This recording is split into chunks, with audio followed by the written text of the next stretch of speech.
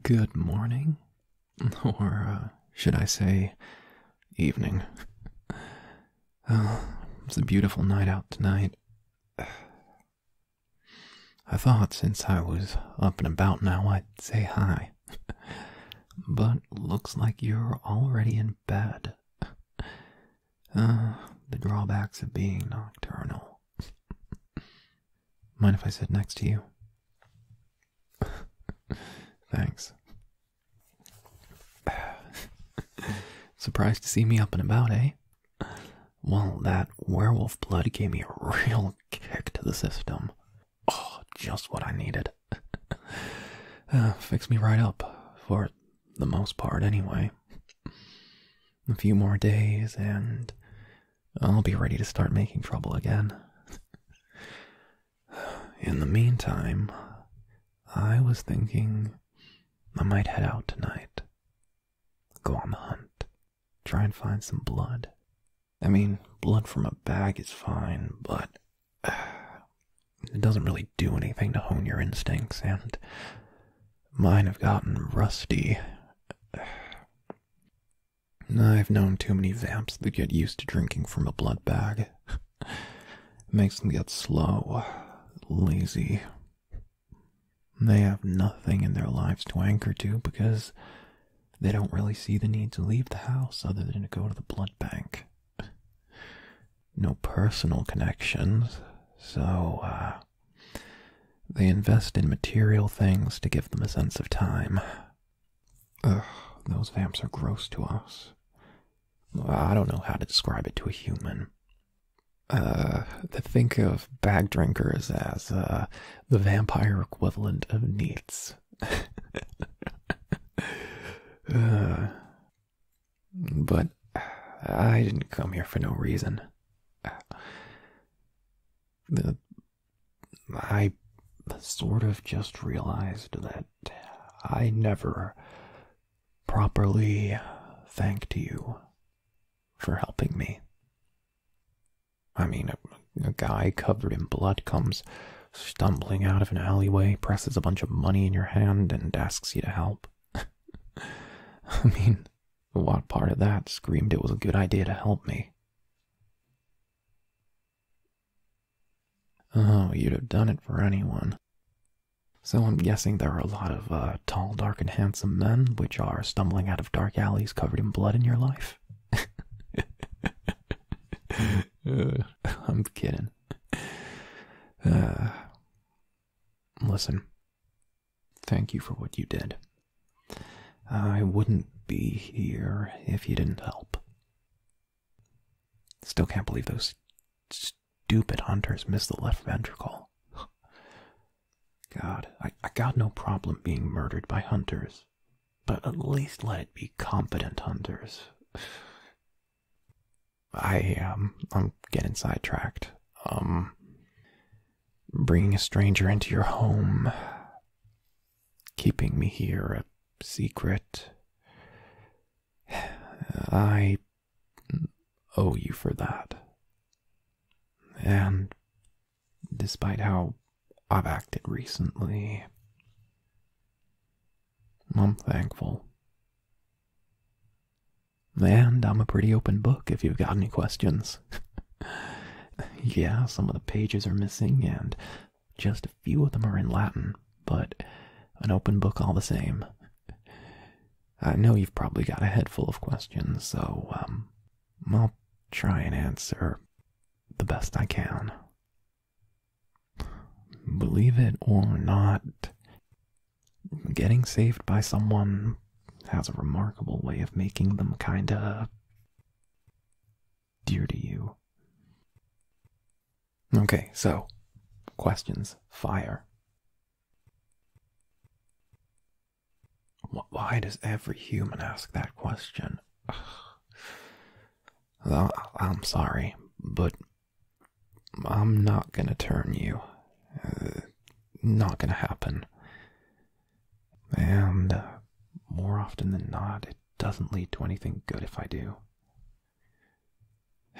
Once you're turned, things are different. It's not something you just jump straight into. More than a few of my kind go mad afterwards. And if it's not all the new senses that drive them mad, then it's how lonely they get. You wouldn't believe how important it is to have someone to latch onto. It's complicated. Okay. Let me try and explain it. How long does a year feel to you? And I'm not talking 365, sometimes 64 days. I'm talking about when you were a little kid. A year used to feel like such a long time. Every month seemed to go on forever, and every Christmas was always so far away.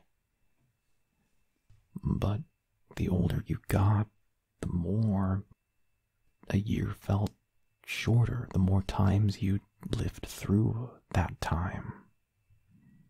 It became something that you'd done again and again and again, and at a certain point, the years start to go by kind of fast. I mean, how old was I when they turned me? Like 24-ish? I don't know. We weren't using your calendar back then, but it was around about that.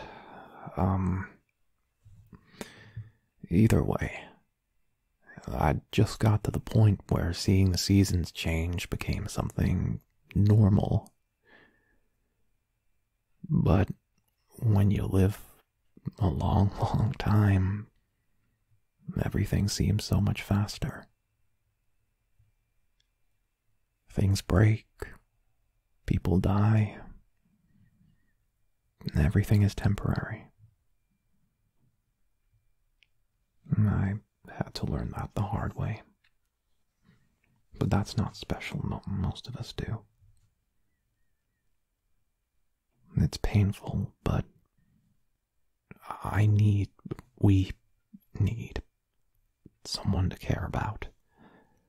Someone who's mortal, that reminds us of time and how fast it's passing.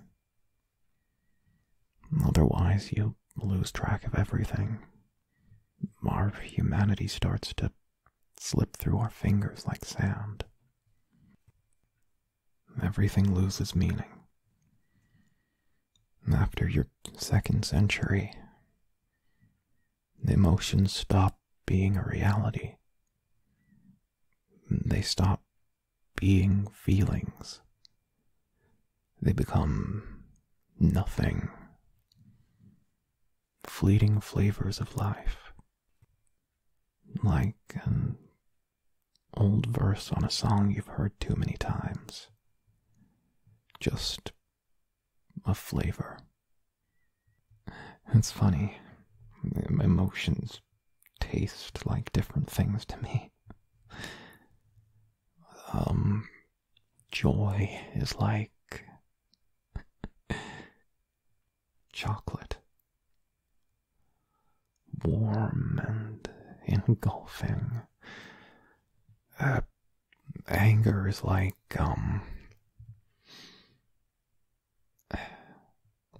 sour candy. And love is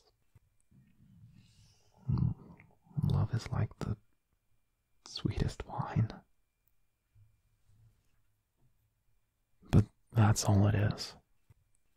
Flavors of a life. A passing glimpse of something that fades just as quickly as it arrived.